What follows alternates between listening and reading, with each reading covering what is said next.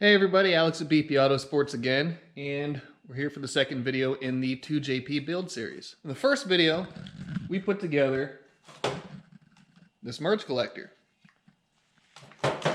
And in this second video, what we're going to do is to get turbo placement with that merge collector, with this head flange, and this turbo here. For normal production manifolds, I have an assortment of different fixtures that make turbo placement repeatable and work for production manifolds. You can see some of those over there. This whole shelf here is full of different fixtures. And over here, we have some more over there. I have a couple of them. But for a custom application like this, I don't have a fixture for it, so we'll have to start from scratch. So why don't we take a look at our workspace and see what different chassis members or other things we have to contend with to place the turbo and to build the manifold.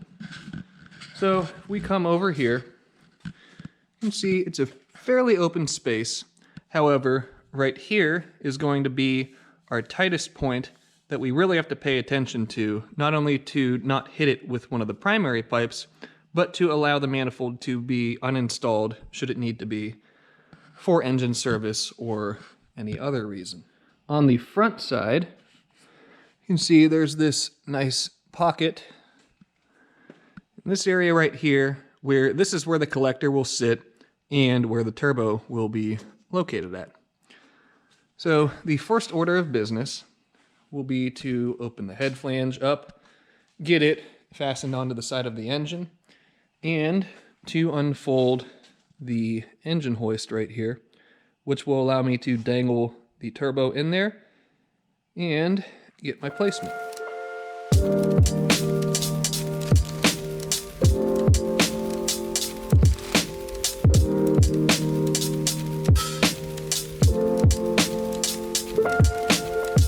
All right, we have the engine hoist in place now, and the head flange is fastened via two fasteners onto the cylinder head. So looking at this, let me grab one of my little elbows here. There's a 90. You see a little 1.25" Schedule 5 321 stainless weld elbow. And we'll go in here, kind of cramped quarters, but let's see if I can make this work. You can see we have, with the 90 on there, quite a bit of clearance to this chassis member right here where my pinky is. So I'd like to keep that as a 90, because that will leave quite a bit of room to pull the manifold off at its tightest point if necessary, or when necessary. So that will work. And what we need to do now is to hang the turbo off of the engine hoist. And one of the tricks I like to use for hanging turbos is to use these big, thick, what I call prison zip ties to dangle the turbo off of the engine hoist. And I know it sounds a little bit janky to dangle the turbo via some zip ties, but you can see just how thick and robust these zip ties are. I've hung a number of T3 and T4 turbos with these, and if you doubled them up, you could probably even hang a T6 turbo or a Pro Mod size turbo off of an engine hoist via this method. The other nice thing about using the zip tie method is the zip tie's ratcheting mechanism.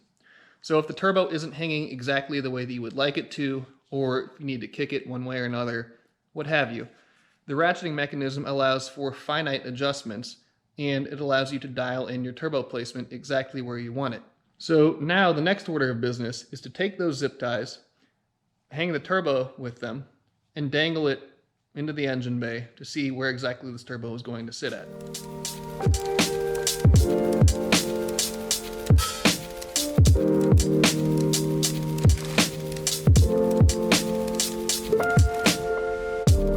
Just talked to the side-by-side blog guys and got verification that this turbo placement will work.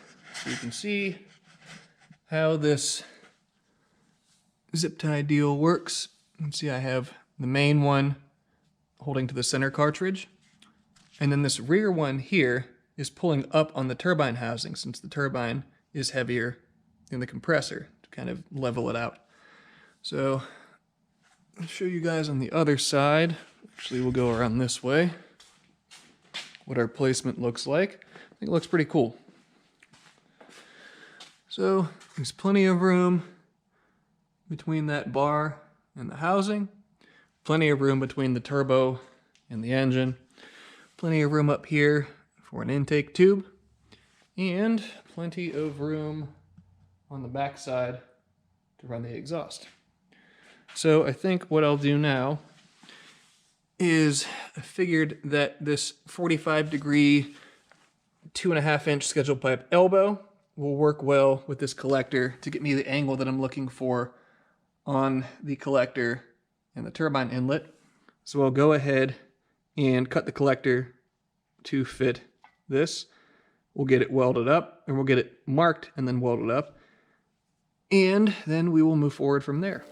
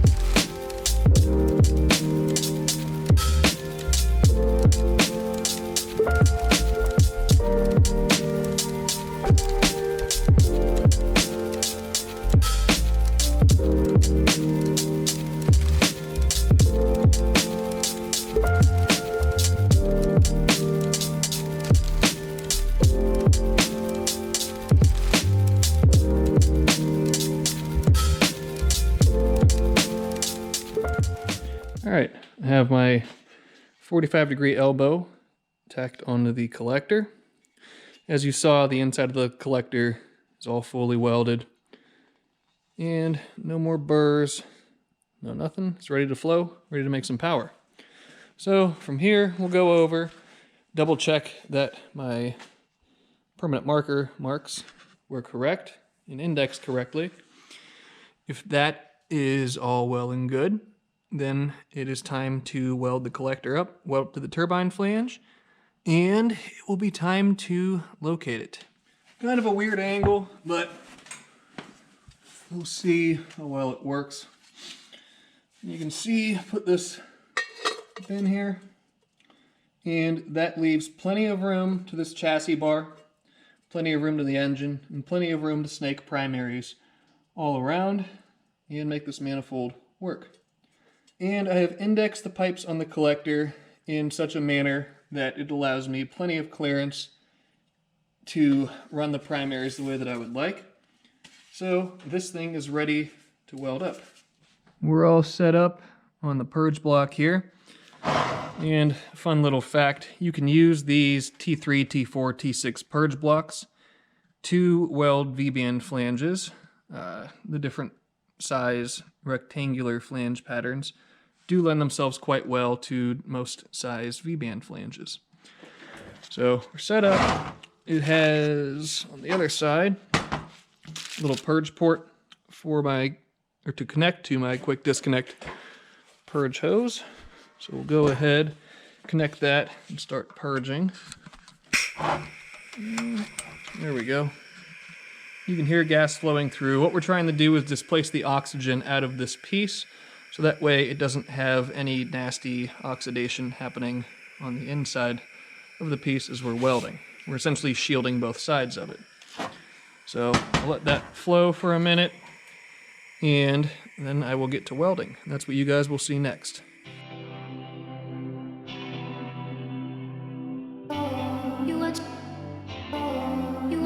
If we never don't know for Someone's gotta change.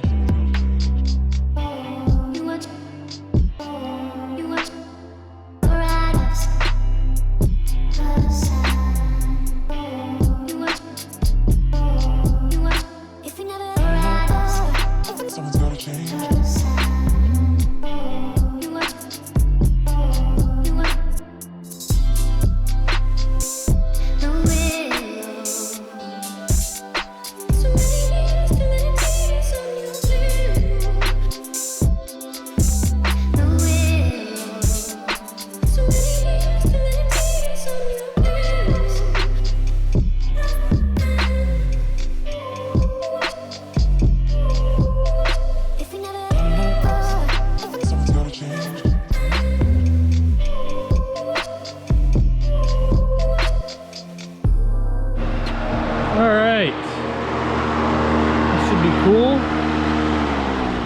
Pull it off the fan.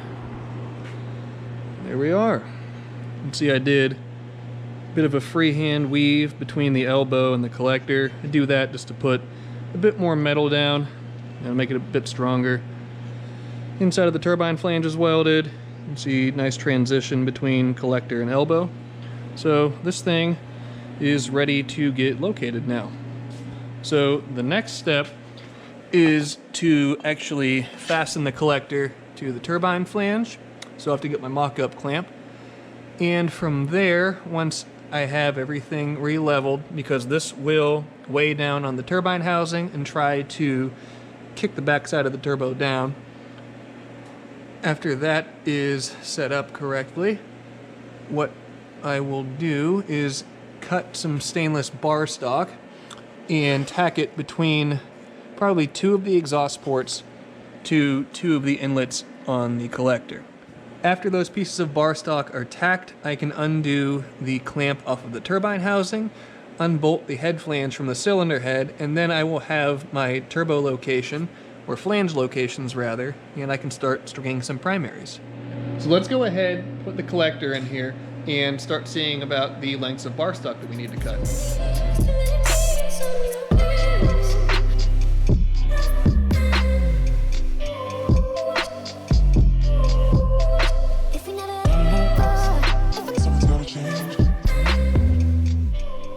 There we go. Collector's in there, and they're about medium tight, if I were to guess, with the clamp so it can still be rotated if need be. I have my turbo back in the position that I want it. And if you look from the rear, you can see where that collector sits and kind of get a little bit of an idea as to how these primaries can make it from the head flange to the collector. So now I need to cut a couple pieces of bar stock, tack it between head flange and collector, and then the assembly can come out and primaries can start being built. I have my two pieces of bar stock sitting down here in the cam journal, and I've also gone ahead and rolled my welder over. So now I need to figure out how to cram myself in here in order to get into an adequate position to tack these pieces of bar stock. So wish me luck, and this could be kind of funny.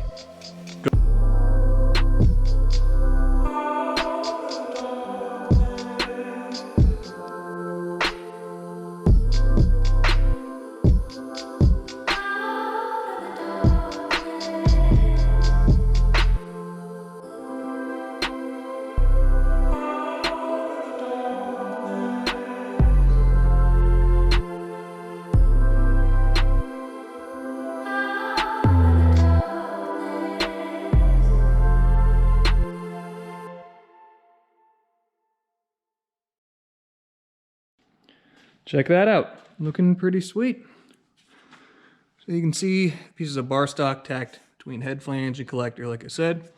And this just gives me the ability to hold the collector there without having to build a separate fixture just for this one-off manifold.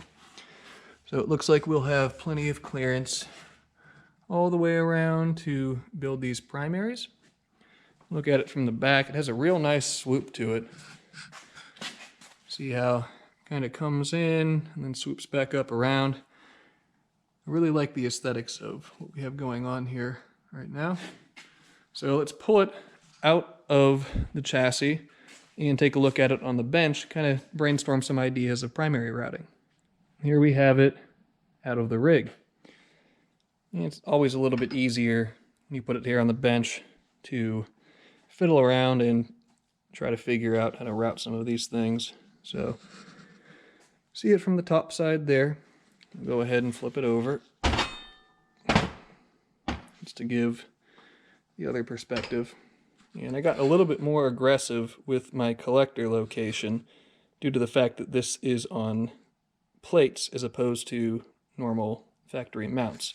What I mean by that is I brought the collector a bit closer to the head flange, which typically you wouldn't be able to do this because of the engine mount bracket, at least in a Supra or an automotive application. So I'm thinking number 6 will go there. It'll go from this port to the most inside port there. That way 5 and 4 can wrap over top of it, and then 1, 2, and 3 can kind of corkscrew wherever they need to go to their homes. Obviously this could all change as I start running these pipes if I don't like the look of it or if it doesn't fit properly into JP, then something else will have to be done, but that's at least the thought for the time being. So I think that will about wrap it up for this video or this episode of building 2JP's turbo system. Hopefully it gave you a little bit of insight into the prototyping and mock-up stage of building an exhaust manifold. This chassis was a little bit easier to do this on as opposed to many automotive applications due to the, I guess, complete lack of body panels and a chassis that's very easy to work around. Typically you won't have this much space to work with in an automobile, as they do have a large amount of sheet metal and strut towers and everything else in an engine bay that you have to work around. But the same principles apply, and this is how I mock up new turbo manifolds on every vehicle that I do it on. In the next episode, we'll have some interesting action as I begin stringing primaries on this exhaust manifold, so you guys can see kind of how I cut the pipes, fit them up, give you a few tips here and there, but in order to see that, you'll have to stick around till the next episode. As always, be sure to like, comment, subscribe, and we'll see you next time.